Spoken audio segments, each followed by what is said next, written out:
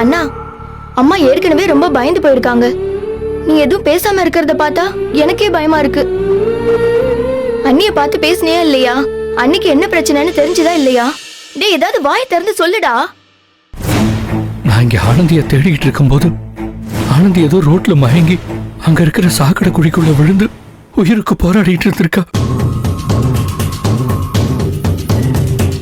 ஐயோ, என்னடா சொல்ற?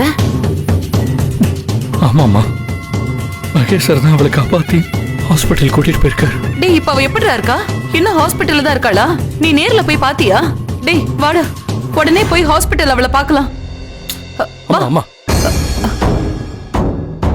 இப்ப அவ ஹாஸ்பிட்டல்ல இல்லம்மா, ஹாஸ்டலுக்கு வந்துட்டா. இப்ப அவ நல்லா தான் இருக்கான்னு அவ ஹாஸ்டல் ஃப்ரெண்ட்ஸ் எல்லாம் சொன்னாங்க. அப்படின்னா அண்ணிய நீ பார்க்கவே இல்ல? இந்த நிமிஷம் வரைக்கும் நான் ஆனந்திய பார்க்கல. ஒரு சின்ன பிரச்சனை வந்தா கூட உடனே அவன் எனக்கு கால் பண்ணுவாமா, என்னதாம்மா கூப்பிடுவா. ஆனா ஆனந்திய ஹாஸ்பிட்டல்ல விட்டுட்டு வந்த அந்த நிமிஷத்துல இருந்து இப்ப வரைக்கும் அவ வாழ்க்கையில ஏதேதோ நடந்திருக்கு. ஆனா என்கிட்ட சொல்லணும்னு அவன் நினைக்கவே இல்லம்மா.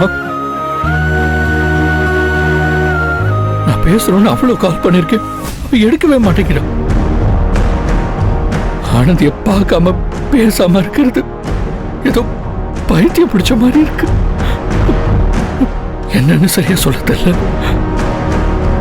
இந்த ஒரு நாள் அவளை பார்க்காம இருந்தது அவ என்னை விட்டு ஏதோ ரொம்ப தூரம் போன மாதிரி இருக்கு.